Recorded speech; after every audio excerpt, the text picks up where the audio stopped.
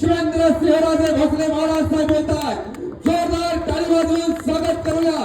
जावलीची माऊली बोलत्या छत्रपती शिवाजी महाराज की धर्मवीर छत्रपती संभाजी महाराज की जय भवानी जय भवानी भारत माता की हमारा से आगे बढ़ो, हम तुम्हारे साथ हैं। हमारा से आगे बढ़ो, हम तुम्हारे साथ हैं।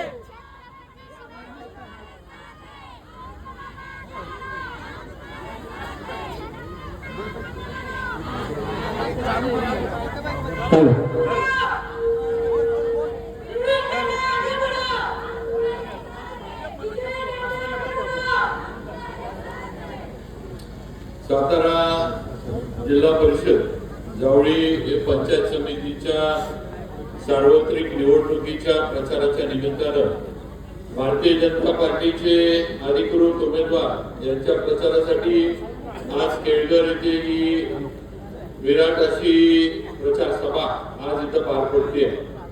या प्रचार सभेच्या माध्यमातून आपल्या जिल्हा परिषदच्या उमेदवार सौ अर्चनाताई रांजणे, आपले पंचायत समितीचे उमेदवार माननीय श्री विजयजी सपकाळ, तसेच आपले कुसुंबी गणातल्या आपल्या पंचायत समितीच्या उमेदवार सौ पुष्पाताई चिकणे, या तिन्ही उमेदवारांचं कमळ हे चिन्ह आहे आणि कमळाच्या समोरचं बटन दाबून आपण या तिन्ही उमेदवारांना भरघोस मतांनी विजयी करावं ही विनंती करायला आपल्यापर्यंत मी आज इथं आलेलो आहे. आज या ठिकाणी ज्यांनी आपल्याला मार्गदर्शन केलं ते आपले जावळी मतदारसंघाचे माजी आमदार आदरणीय सदाभाऊ सपकाळ हे आज इथे उपस्थित आहेत. मान्य रांजणे साहेब, मान्य रामभाऊ शेलार, मान्य आपले सगळे दत्ता अण्णा वारागडे साहेब, आपल्या सोनियाताई वगैरे, आता भाजपचे सगळे पद, मोहनराव अण्णा वगैरे सर्व स्टेजवर, तुकाराम तात्या, पांडुरंग बापू जवळ, सर्व मेढ्यातील आजी माजी नगरसेवक, नगराध्यक्ष, त्याचबरोबर विजयप्पा शेलार, त्याचबरोबर सर्वच आपल्या आरपीएचे मान्य एकनाथ रोकडे, मान्य प्रवीण कांबळे, मान्य वसंतराव चव्हाण गुरुजी, मान्य संतोष चव्हाण, मान्य प्रकाश कांबळे, सुभाष माने, मोहन कांबळे, दशरथ कांबळे, प्रदीप कांबळे, सर्व आरपीआयचे पदाधिकारी आज आपल्या बरोबर आहेत. आज आरपीआय पण या आपल्या लढाईमध्ये आपल्या बरोबर आहे. मान्य रामदास आठवले साहेब यांची आपल्या सर्वांना आशीर्वाद आहे, हे सुद्धा या ठिकाणी आपण सगळ्यांनी लक्षात घ्यावं ही माझी विनंती आहे. त्याचबरोबर माझे सर्व तरुण सहकारी ज्यांनी अतिशय उत्साहात माझी बाईक रॅली माझ्या बरोबर काढली, सर्व माझ्या तरुण मित्रांचं पण मी मनापासून आभार मानतो. स्टेजवर सर्वच आपले सर असतील, पवार सर, पाटील गुरुजी, आता कुणाची नावं घेतली नाही की परत येऊन तर सागर दनोडे, नाना जांभळे, सगळे विकास वगैरे, ज्ञानेश्वर दळवी, सगळीच प्रमुख मंडळी इथं आहेत. एखादं नाव राहिलं की आता सध्या वातावरण असं आहे तुझं घेतलं माझं घेतलं नाही तर की हा जवळचा आहे आणि मी लांबचा आहे. त्यामुळे सगळे स्टेजवरची माणसं आणि समोरचे सगळी देव माणसं, कारण देव माणसं आणि सगळ्या लाडक्या बहिणी तर आहेतच, पण आता तुम्ही आज सगळ्या देवांपेक्षा देवीच्या रूपामध्ये, कारण मी देव माणसं या अर्थानं म्हटलं अरे समोरच्या देव इथल्या स्टेजवरच्या वर पावले तर वरच्यांचं खरं आहे, समोरचे कोपले तर वरचे आम्ही सगळे गरीबा गेल्याशिवाय राहणार नाही वस्तुस्थिती आहे. म्हणून तुम्ही सगळे समोर बसलेले सगळी देव माणसं, तुमचा आशीर्वाद सगळ्यांना मिळावा ही विनंती आहे. आपण लोकशाहीत सगळेजण आहोत, लोकशाहीमध्ये आपण राहतो, वावरतो, काम करतो आणि खऱ्या अर्थानं लोकशाही मधला अधिकार आणि लोकशाहीतला राजा हा मतदार असतो ही वस्तुस्थिती आहे. त्यामुळे शेवटी या ठिकाणी सर्वांचं भवितव्य घडवायचं आणि आपल्या जावळी तालुक्याची धुरा कोणाच्या हातामध्ये द्यायची हा निर्णय आपण सगळेजण 7 तारखेला घेणार आहे. मला आपल्याला अगदी नम्रपणे एवढं सांगायचंय की आपण आज हे मंत्री म्हणून मी काम करतोय, आपल्या विधानसभा मतदारसंघाचा आमदार म्हणून आता ही माझी 3री टर्म आहे, म्हणजे सगळे मिळून 5 टर्म, सातारा विधानसभेमधले 2 आणि आपल्या जावळी विधानसभा मतदारसंघामधली ही 3री माझी आमदार म्हणून काम करण्याची टर्म आहे. आणि या ह्याच्यामध्ये 15 वर्ष आपण मला साथ दिलेली आहे. 15 वर्ष या जावळी तालुक्यानं मला आशीर्वाद दिल्याची वस्तुस्थिती आहे. हा जावळी तालुका एक इतिहासामध्ये नोंद असणारा हा तालुका आहे. त्या जावळी तालुक्याच्या प्रत्येक डोंगरात कडेकपारीत छत्रपती शिवाजी महाराज आणि त्यांच्या मावळ्यांची एक इतिहासाची कुंगाट आहे. प्रतापगड असेल, प्रतापगडाचा पराक्रम असेल छत्रपती शिवाजी महाराजांचा, किंवा या जावळी तालुक्यामधला छत्रपतीचा इतिहास असेल, किंवा जो राजमार्ग आपल्या जावळी तालुक्यातनं जातो, ज्या राजमार्गाला छत्रपतींचं आणि त्यांच्या सैन्याचे पाय लागले, त्याच्या मावळ्यांचे पाय लागले, असे अनेक ऐतिहासिक क्षण, अनेक ऐतिहासिक घटना गोष्टी या जावळीनं बघितलेल्या आहेत. ही वस्तुस्थिती आहे. आणि असं असताना सुद्धा आपण नेहमीच मला साथ दिली, नेहमीच माझ्यावर आशीर्वाद ठेवला, मला भरभरून माझ्यावर विश्वास ठेवून मला काम करण्याची संधी दिली. आणि आज आपल्याच आशीर्वादानं या महाराष्ट्र राज्यातला सार्वजनिक बांधकाम मंत्री म्हणून मी काम करतोय, हे आपण सगळ्यांनी लक्षात घ्या. हे मी एकटा करू शकत नाही. तुम्ही सगळे माझ्या मागे होता, माझे सगळे इथं असणारे पत्रकार बंधू सुद्धा माझ्या मागे होते. या सगळ्यांमुळं खऱ्या अर्थानं मी हे सगळं करू शकलो, किंवा या पदापर्यंत, या हुद्द्यापर्यंत मी जाऊ शकलो. ही वस्तुस्थिती आहे. त्यामुळे माझं सगळं जे मंत्रीपद आहे ते तुम्हाला माझ्या जावळीच्या जनतेला अर्पण करतो, हे या निमित्तानं मला सांगायचंय. कारण जे मिळाले ते तुमच्यामुळे मिळालेलं आहे. जे आज राज्यात मला जे काही ओळख माझी निर्माण झाली आहे, ही तुमच्या एका मतामुळे निर्माण झाली, हे आपण सगळ्यांनी लक्षात घ्या.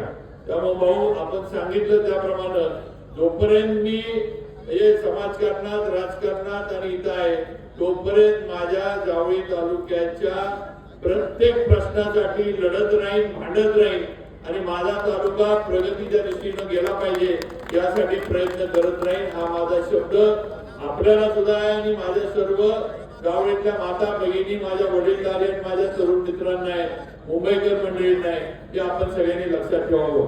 त्यामुळे कुठलाही प्रश्न माझ्याकडे सोपवलेला अर्धवट मी कधी सोडणार नाही, याची आपल्याला या निमित्तानं ग्वाही देतो. कोंडारवाडी धरणाचा प्रश्न आज इथं तुम्हाला ठामपणे सांगतो, आणि सगळ्यांच्या साक्षीनं सांगतो की कोंडारवाडीचं धरण होणार, आणि हे धरण फक्त आणि फक्त देवेंद्र फडणवीसच करणार. या पलीकडे इथे कुणी काही घोषणा करू दे, कुणी काही बोलायचे ते बोलू दे, कुणी पाहिजे तेवढा हातभर लांब भाषण ठोकू दे, कुणाच्या मध्येही हे धरण करण्याची जमत नाही. ही वस्तुस्थिती आपण लक्षात घेतली पाहिजे. धरण करण्याची ताकद, या धरणाला लागणारा पैसा, या धरणाला लागणाऱ्या सर्व मंजुऱ्या, या धरणाला लागणारं पाणी, सगळं जे आहे हे आतापर्यंत देवेंद्र फडणवीसांनीच आपल्याला दिले. हे आपल्या सर्व मतदार बंधू भगिनींनी लक्षात ठेवावं. आज आपलं धरण, या धरणाला जी शाश्वत जे हे मिळालं, आज 1 TMC पाणी जे आपल्याला पहिलं तर जावळी तालुक्यासाठी जे कनेरमधनं आरक्षित झालं, या 1 TMCच्या आदेशावर सह्या या देवेंद्र फडणवीसांच्या आहेत. देवेंद्र फडणवीसांनी या जावळी तालुक्याला 1 TMC पाणी आपल्या हक्काचं, आपल्या मालकीचं, हे तुमच्या माझ्या जावळी तालुक्याला करून दिलं. ही वस्तुस्थिती आपण लक्षात घ्या. आणि आता राहिला विषय तो फक्त आपल्या कोंडारवाडी, वायटे, आपलं बावले या गावांच्या पुनर्वसनाचा, भिंत कुठं घ्यायची, कमीत कमी घर, कमीत कमी जमीन कशी जाईल, हा प्रयत्न या सगळ्या ह्याच्यामध्ये इरिगेशन विभाग आणि प्रशासनाचा चाललाय. ही वस्तुस्थिती आहे. या पलीकडं धरणामध्ये कुठलीही आडकाठी जे काही लोक सांगण्याचा प्रयत्न करतात, गैरसमज करण्याचा प्रयत्न करतात, असली कुठलीही आडकाठी राज्य सरकारकडनं नाही, प्रशासनाकडनं नाही, इरिगेशन विभागाकडनं नाही. सगळे या धरणाच्या बाबतीमध्ये सकारात्मक आहेत, आणि लवकरात लवकर या धरणाचं, आणि या धरणाचं जे नाव आपण सगळ्यांनी ठेवलंय, आणि जे नाव या धरणाला असणार ते म्हणजे विजय सागर, या धरणाचं काम हे लवकरात लवकर सुरू करण्याच्या दृष्टीनं पावलं टाकण्याचं सुरू आहे. आणि 100% माझ्या एवढ्या सगळ्या माता भगिनी इथं उपस्थित आहेत, प्रचारामध्ये फिरतायत. माझा तुम्हाला इथं शब्द आहे की पाण्याच्या बाबतीत हा तालुका आणि आपला केळघर, मेढा, कुसुंबी हा सगळा आपला भाग जो आहे, माते असेल, आपलं मोहाट असेल, हा सगळा भाग जो आहे, जोपर्यंत हा भाग स्वयंपूर्ण होत नाही तोपर्यंत मी इथून कुठं जात नाही. त्यामुळे तुम्ही काळजी करू नका.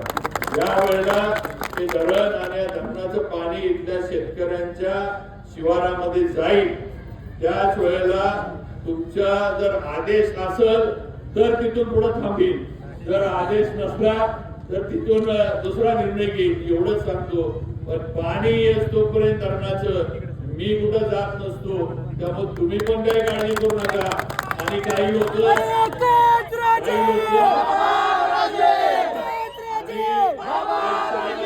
हा इशारा काही गुडघ्याला बाशिंग बांधलेल्या लोकांना पण आहे. तुम्ही पण काय प्रयत्न करू नका. शिवेंद्रराजे जावळीतच आहे आणि जावळीतच राहणार आहे. त्यामुळे तुम्ही इकडे येऊन आमच्या इथं घुसायचा, आमच्या इथं काहीतरी उद्योग करायचा प्रयत्न करू नका. तुमचं राजकारण हे 7 दिवसापुरतं आहे, 7 तारखेपुरतं आहे. त्याच्यानंतर काही जण मुंबईकडे जाणार, काही जण कोरेगावकडे जाणार आणि आपणच इथं असणार, एवढं लक्षात ठेवा. त्यामुळं आज जे येतात आपला कळवळा दाखवतात, या सगळ्यांची मला खरं म्हणजे गंमत वाटते. भाऊ आता उद्या काही लोकांची नेते मंडळींची सभा इथं ठेवली आहे. मला कळालं की उद्या दगडूदादा इथं येणार आहे. त्यांचा मी स्वागतच करतो. ते भयानक मोठे आहेत. पण आता मला गंमत कळत नाही भाऊ की विकासाचं राजकारण केलं पाहिजे, विकासावर निवडणुका लढवल्या पाहिजेत. आणि हे आपल्यावर टीका करायला आपल्याला आपणच केलेल्या रस्त्यांवरनं, आपणच बांधलेल्या पुलांवरनं येणार आणि आपलेच माप काढून जाणार. ही गंमत आहे. तुम्ही जो विकास आम्ही गेल्या 15 वर्षामध्ये उभा केला, या विकास निर्माण करण्यासाठी, या सगळ्या सुविधा निर्माण करण्यासाठी वेळ दिला, त्याच्यासाठी आम्ही पळालो, त्याच्यासाठी आम्ही प्रयत्न केले. मंत्रालयातले जिने, लिफ्ट सगळं आम्ही वर खाली करून हे केलं. हे सगळं आम्ही आज करून या तालुक्यामध्ये आज जे रस्त्याचं जाळं प्रामुख्याने ते निर्माण केलं. आज आपल्या ग्रामपंचायतीचे कार्यालय आपण उभी केली, आज समाज मंदिर उभी केली, आज जल जीवनच्या माध्यमातून योजना केल्या. हे सगळं जे आहे हे गेल्या 15 वर्षांमध्ये या तालुक्यात आपण केलं. काही प्रश्न असे होते की 30-30 वर्ष या तालुक्यातले ते प्रश्न सुटले नव्हते. त्याचा मूर्तिमंत उदाहरण म्हणजे कुसुंबी कोळगर रस्ता. आल्या आल्या आपण कुसुंबी कोळगर रस्ता प्रस्तावित करून मंजूर करून पूर्ण सुद्धा केला. आज पलीकडचा आपला बांबोली भाग मेढ्याशी जोडण्याचं काम आपण केलं. आज त्याच्या पुढे जाऊन आपण हे करतोय. आज आपला जावळी तालुका आपण कोकणाशी जोडतोय. एवढं मोठं काम आपण 350-400 कोटीचं आज आपल्या तालुक्यात सुरू आहे. आणि या सगळ्या कामांमुळं की नुसते रस्ते होणार नाहीये, ते उद्याच्या काळामध्ये या तालुक्याचं अर्थचक्र या सगळ्या रस्त्यांमुळे बदलणार आहे, हे आपण लक्षात घ्या. आज आपण वायटेवरनं माचुतरला रस्ता काढायचं आपलं काम सुरू आहे. इकडे डांगरेघर वरनं दावलीला रस्ता आपण काढतोय. इकडून आपलं कुरोळशी वरनं वारणी वस्ती मार्ग राजमार्गाला आपल्याला तो भाग जोडायचा आपलं चालू आहे. असे अनेक नवीन प्रकल्प आपण हातामध्ये घेतले. आणि म्हणून पर्यटन जे हे आपल्या तालुक्यामध्ये आलं पाहिजे, पर्यटक इथं आले पाहिजे, पर्यटन वाढलं पाहिजे, 4 पैसे इथंच मुलांना मिळाले पाहिजे, छोटे छोटे हॉटेल व्यवसाय चालले पाहिजे, इथं बोटिंग झालं पाहिजे. भाऊ गंमत वाटते, कन्हेरचं जलाशय आपल्या इथं, जमिनी बुडल्या आपल्या. आणि पूर्वीच्या काळामध्ये भाऊ त्याच्यावर कोटलोक केला कुणी तर कोणतरी फलटणचा माणूस आहे. हे जमिनी आपल्या गेल्या, खस्ता आपण खाल्ल्या, देशोधडीला आपण लागलो. आणि बोट क्लब कुणी काढलाय पूर्वी तर फलटणच्या माणसानं बोट क्लब काढून ठेवलाय. आपण कधी जागा होणार, आपण कधी आपल्या धरणाचा ताबा घेणार, आपली पोरं कधी तिथं 4 बोटी सोडून 4 पैसे दिवसाला कमवणार, ह्याचा विचार आपण केला पाहिजे. आणि अशा पद्धतीने व्यवसाय आपल्याला करायचे, काम करायची. आणि त्याचं आपण जे काय आहे ते पुढचं नियोजन आपण एकत्र राहून करू. बाकी काम गावोगावी चालूच आहेत, काम कुठं थांबली नाही. आता तर मी अनेक वेळेला सांगितलं की पहिल्यांदा आपल्याला दुसऱ्याच्याकडे मागायला जायला लागायचं, दुसऱ्याकडे जाऊन अर्ज द्यायला लागायचं, निवेदन द्यायला लागायचं की आमची ही कामं आमच्या मतदारसंघाची तेवढी बजेटमध्ये घ्या, नाबार्ड मध्ये घ्या, CRF मध्ये घ्या, आम्हाला जास्तीत जास्त निधी द्या. पण आता देण्याचा अधिकार तुमच्यामुळे माझ्याकडे आलाय. त्यामुळं नक्कीच आपल्या तालुक्याला जास्तीचं वाढलं जाणार आहे हे लक्षात ठेवा. कारण आपणच निर्णय घेणार आहे, आपणच सगळं करणार आहे. त्यामुळे कुणी विकास कामांच्या बाबतीत कुठलीही समस्या किंवा कुठलीही शंका ठेवू नका. 100% आज विकास कामं जी आहे ती आज जी आहे ती आपण पूर्णत्वाला नेऊ. शेवटी आपल्या सगळ्यांना माहिती आहे की आपण सगळ्यांनी आतापर्यंत जे आहे शब्दाचं राजकारण मी माझ्या कालावधीमध्ये केलंय. माझ्या याच्यामध्ये मी केलंय ही वस्तुस्थिती आहे. मी कायम जिथं गेलो, जिथं सांगितलं त्या गावातला माझा शब्द मी पूर्णत्वाला नेला. मी कधीही दिलेला शब्द वाया जाऊन दिला नाही. ही वस्तुस्थिती, हे चित्र मी तालुक्यामध्ये उभा करून दाखवलं हे आपल्या सगळ्यांनी बघितलंय. काही ठिकाणी सरकार कमी पडलं, सरकारचा पैसा मिळाला नाही, पण माझ्या वैयक्तिक याच्यातनं मी कामं मार्गी लावून दिली ही सुद्धा वस्तुस्थिती मी दाखवली आहे. त्यामुळे कधीही शेवटी ज्या घराण्यातनं मी येतो, ज्या घराण्यातला एक व्यक्ती, ज्या घराण्यातला एक सदस्य, ज्या छत्रपतींच्या घराण्यातला एक वारस म्हणून मला लोक बघतात, माझ्याकडे बघतात. आज त्या घराण्याची परंपरा जपण्याचं काम माझ्याकडनं जेवढं होईल तेवढं मी केलंय हे आपण लक्षात घ्या आणि पुढे सुद्धा करत राहणार, त्याबद्दल शंका ठेवू नका.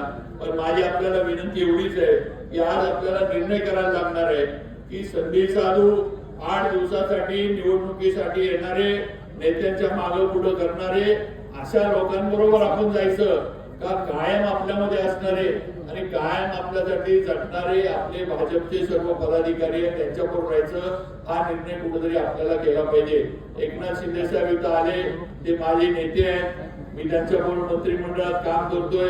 मला त्यांचं नेहमी मार्गदर्शन असतं. भाऊ तुम्ही बोलला, पण माझा आक्षेप वेगळा आहे.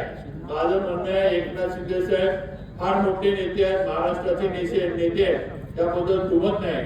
पण त्यांच्या आजूबाजूला जे काही बगल बच्चे फिरतात हे त्या पात्रतेचे आहेत का हा विषय महत्वाचा आहे. हे नेत्याचं काम, नेत्यानं काम करणं. आज एकनाथ शिंदे साहेबांना महाराष्ट्र बघायला लागतोय. आज एकनाथ शिंदे साहेब इथं आल्यानंतर मागणं उभारून लोक कानात सांगतात हे बोला ते बोला. हे सांगायची वेळ काय येते की बोला म्हणण्यापेक्षा हे आधीच तुम्ही पूर्ण करायला पाहिजे होतं. आधीच तुम्ही नेत्यांच्या एवढं जवळ आहे तर या गोष्टी आधीच मार्गी लावायला पाहिजे होत्या. आता हे करायला लावा, हे बोला ते बोला, रस्त्याचं बोला, याचं बोला, धर्माचं बोला. पण तुम्हाला सुद्धा कार्यकर्ते म्हणून ही संधी होती. आज तुम्ही जे उमेदवाऱ्या करताय तुम्हाला सुद्धा संधी होती की शिंदे साहेबांच्या मागे लागून हे सर्व जावळी तालुक्याचे प्रश्न पूर्णत्वाला नेण्याचे किंवा ते मंजूर करून ते सुरू करण्याचे. तर त्याला तुम्ही नुसतं बसून राहिला, तुम्ही नुसतं वेळ काढत राहिला ही वस्तुस्थिती आहे.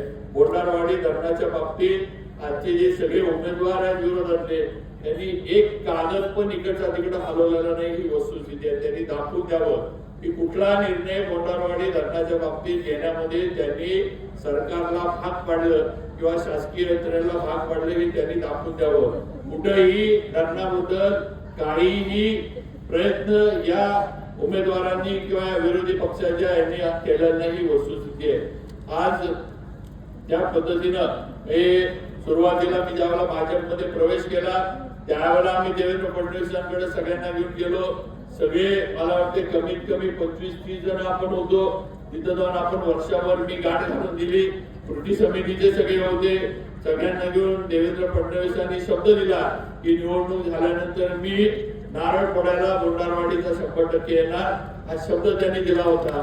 पण निवडणुका झाल्या, सरकार बदललं, देवेंद्र फडणवीस मुख्यमंत्री पदावरनं पाय उतार व्हायला लागला त्यांना आणि 2 वर्ष 3 वर्ष ते सत्तेपासून दूर राहिले आणि या प्रकल्पाला ज्या खऱ्या नेत्यानं आपल्याला साथ दिली असती तो नेता सत्तेपासून दूर राहिला, त्यामुळे आपलं नुकसान झालं ही वस्तुस्थिती आहे. आता परत एकदा मुख्यमंत्री पदावर देवेंद्रजी आहेत आणि 100% त्यांचं आपल्या तालुक्यावर आणि आपल्या प्रश्नांवर लक्ष आहे. त्यामुळे 100% हे काम देवेंद्रजींच्या माध्यमातून मार्गी लागल याबद्दल कुणीही मनात शंका ठेवू नका.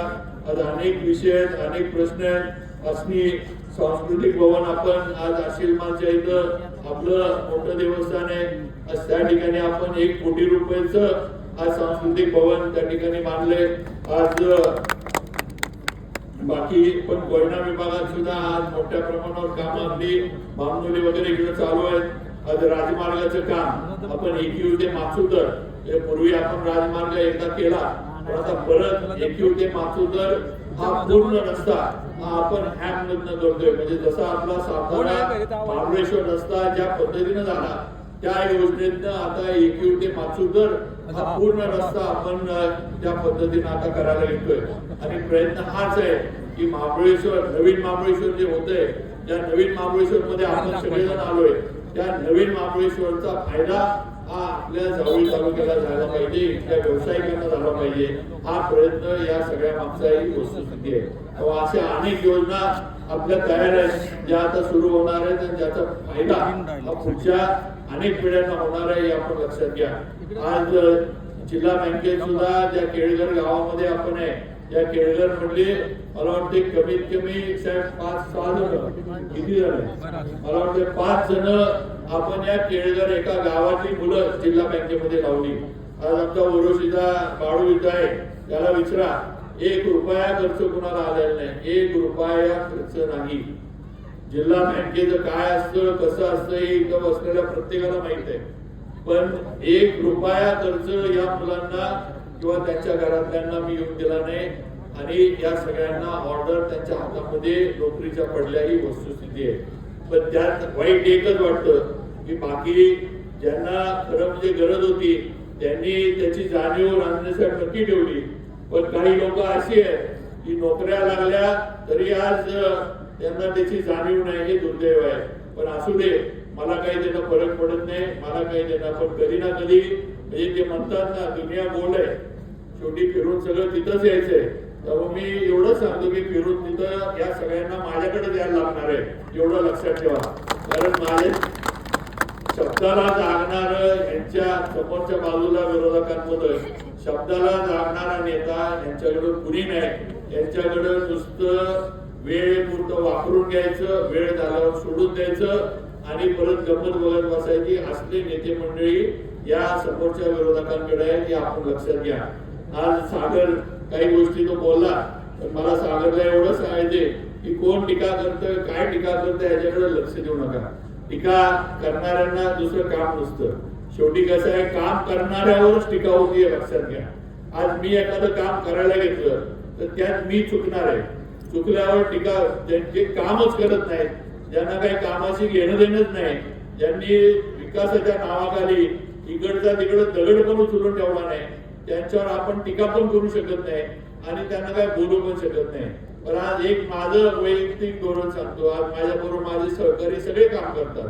माझं एक वैयक्तिक धोरण आहे किंवा एक वैयक्तिक मला जे मनापासून वाटतं की माझ्या बरोबरचे सहकारी सगळे हे ज्याला ज्या क्षेत्रात काम करायचंय त्या क्षेत्रात माझी जी काय ताकद आहे, माझी जी काय कुवत आहे, माझी जे काय आजूबाजूला जे काय माझं बलय आहे, या माध्यमातून माझे सहकारी मोठे झाले पाहिजे. माझे सहकारी मोठे झाले तर मी आपोआप मोठा होणार आहे. नुसताच मी मोठा झालो आणि माझे सहकारी जे आहेत ते तसेच रसा तळाला राहिले तर उद्या माझं राजकारण जास्त काळ चालणार नाही, ही वस्तुस्थिती आहे. आणि म्हणून मी मन मोकळेपणानं जे माझ्याजवळ येतात त्यांना मदत करण्याची भूमिका घेतो. मदत केली आहे, त्यांना मोठं करण्याचं, त्यांचं घरची आर्थिक परिस्थिती सुधारावी, त्यांच्या घरी चांगलं बाकीच्या सगळ्या गोष्टी ह्यात काय चुकीचं आहे किंवा गैर आहे असं काय मला वाटत नाही.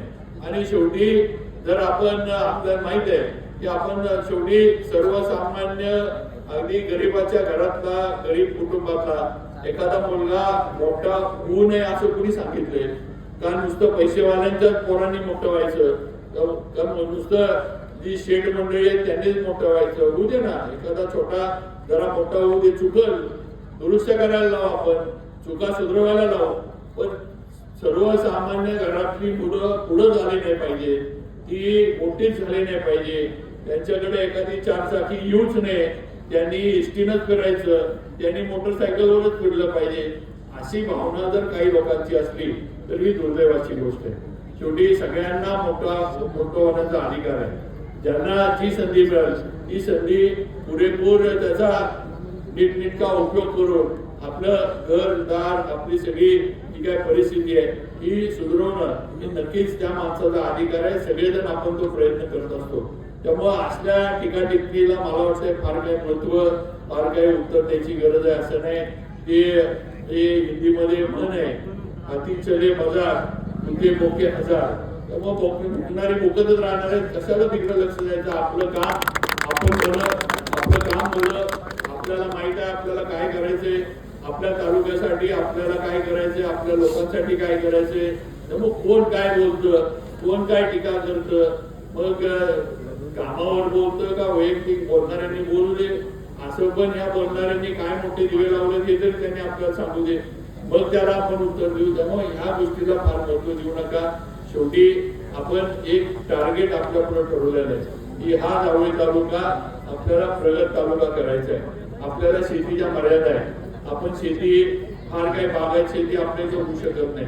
दुसरं करायची म्हटली तरी आपली जमिनीची जी क्षमता ज्याला आपण प्रत्येकाची जमीन धारणा जी आहे किंवा जे लँड होल्डिंग कॅपॅसिटी आपण म्हणतो ती आपली कमी आहे. आपला डोंगरी तालुका असल्यामुळं बऱ्यापैकी आपली शेती जी आहे ही भाताची भात कापसाची शेती आहे. त्यामुळे इकडे आपल्याला शेतीची मर्यादा आहे. दुसरीकडे MIDC इथं आणायची म्हटली तर इथले शेतकरी भूमिहीन होतील अशी परिस्थिती आहे. त्यामुळे मोठी MIDC आणायचं म्हटलं तर आपल्याकडे शेतकऱ्यांकडे जमीनच राहणार नाही. ही सुद्धा दुसरी वस्तुस्थिती आहे. त्यामुळे आता या दोन्ही याच्यावर उद्योग व्यवसाय जर आपल्या इथं आणायचा असला तर पर्यटनाशिवाय तुम्हाला मला पर्याय नाही, आपल्या तालुक्याला पर्याय नाही हे लक्षात ठेवा. आणि एवढा आपला तालुका निसर्गानं रंगलेला आहे की पर्यटनाचा पर्याय हा पुरेपूर आपल्याला वापरायचा कसा हा प्रयत्न आपण केला पाहिजे.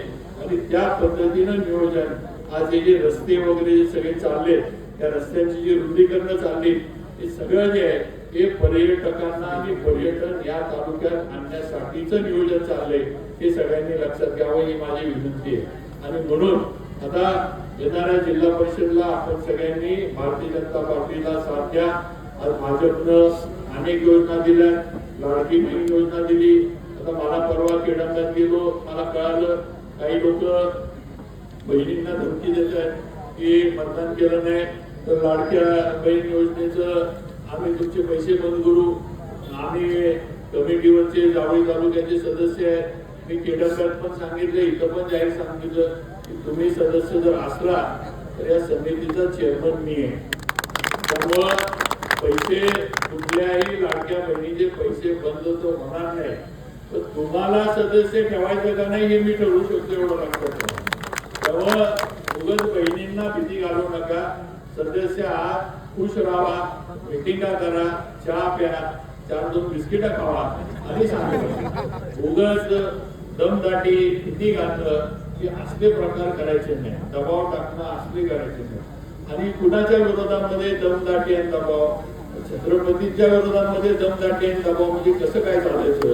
उद्या अफजल खान येऊन गेला, त्याला छत्रपती शिवाजी महाराजांनी एवढं सैन्य असताना मुरबर मावळ्यांना घेऊन त्याला उभा पाडला होता.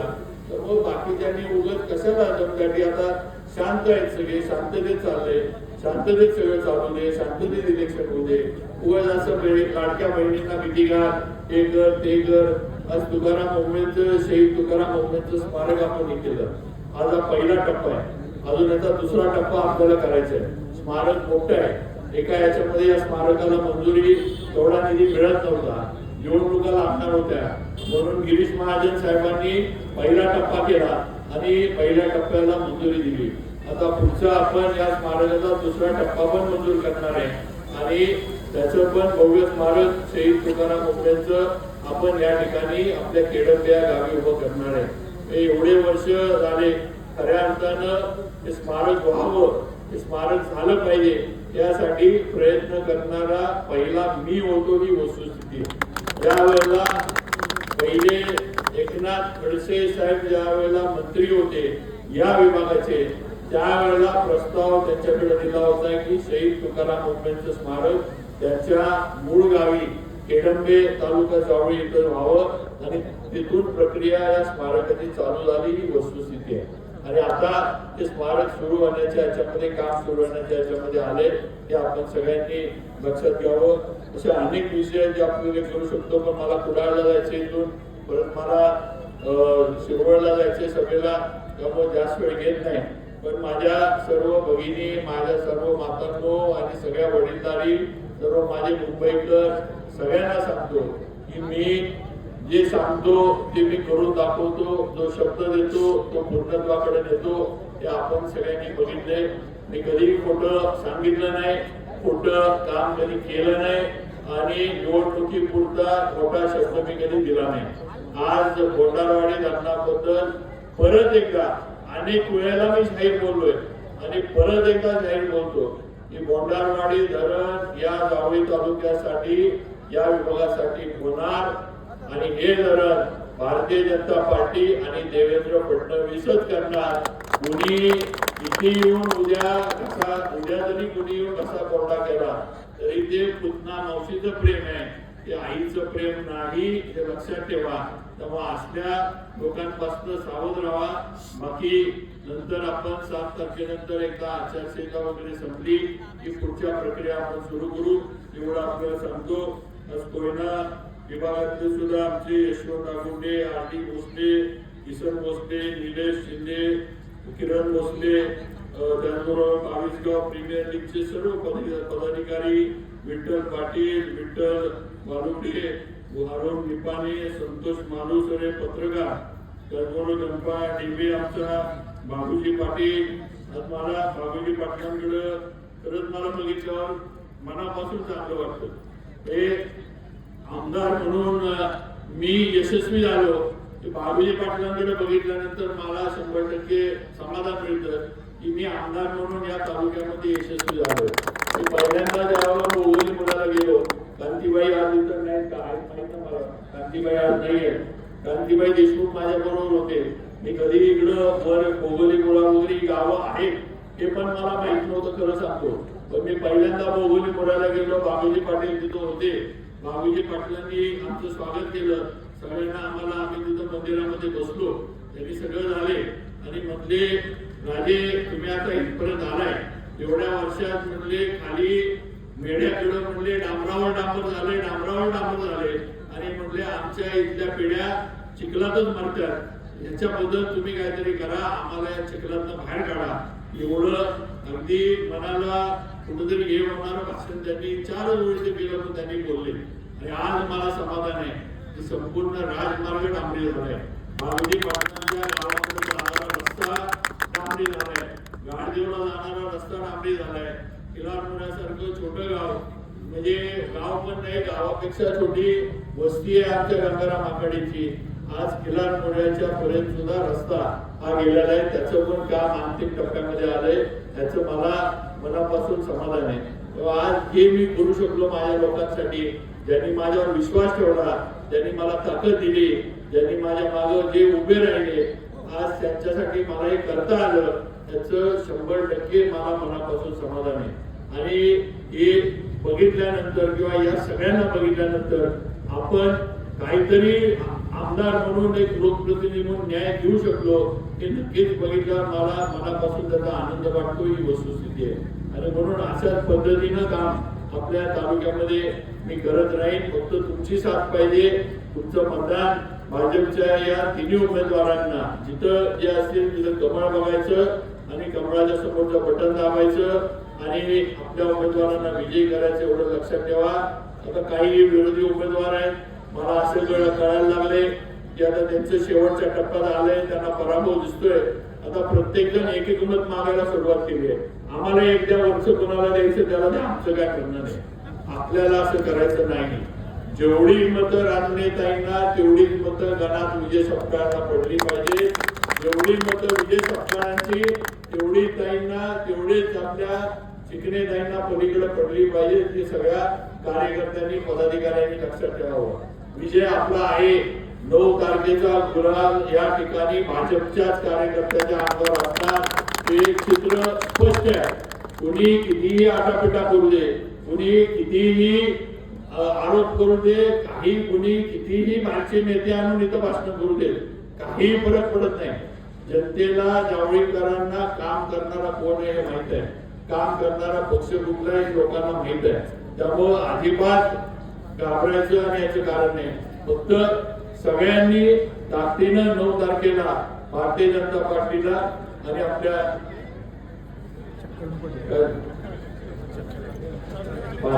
पाणी देत साखर आणि त्यामुळं 9 तारखेला कमळाचं चिन्ह बघा आणि कमळाच्या समोरचं बटन दाबून सर्वांना विजयी करा. आपल्या नामनेताई विजय सपकाळ मगाशी भाऊंनी सांगितलं आमचे उमेदवार पण बघा चांगले उमेदवार. विजय सपकाळ तर पत्रकार आहे, त्यांना समाजातलं चांगलं वाईट या गोष्टी सगळ्यांमध्ये उघड करण्याचं काम त्यांनी केलंय. आज असे उमेदवार दिले. राजनेताईंना अनुभव आहे. आज आपल्या पुष्पाताई यांचे मालक ते सरपंच म्हणून त्यांनी अनेक वर्ष काम केले, त्यांना प्रशासनाचा अनुभव आहे. अशा पद्धतीनं आपण सगळ्यांना घेतलंय. तेव्हा कुसुंबी सारखं गाव तिथं आपण आता वर्ग यात्रा क्षेत्र यात्रा स्थळाचं तीर्थक्षेत्राचा आपण दर्जा त्या ठिकाणी आपण मिळवलेला आहे. असे अनेक विषय आहेत आणि एवढीच विनंती आहे की आज ज्यांनी आपल्यासाठी केलं, आज ज्यांनी आपल्याला लाडकी बहीण योजना दिली, ज्यांनी शेतकऱ्यांना मोफत लाईट दिली, ज्यांनी शेतकरी सन्मान योजनेचा पैसा दिला, आज त्या भाजपबरोबर यांनी आपल्याला घरकुलं दिली, आज त्याच भाजपबरोबर मोदीजी असतील देवेंद्रजी असतील यांच्याबरोबर आपण सगळ्यांनी राहिलं पाहिजे एवढंच सांगतो आणि माझे 2 शब्द थांबवतो. जय हिंद जय महाराष्ट्र. एक नेता एक आवाज. बाबा महाराज, बाबा महाराज.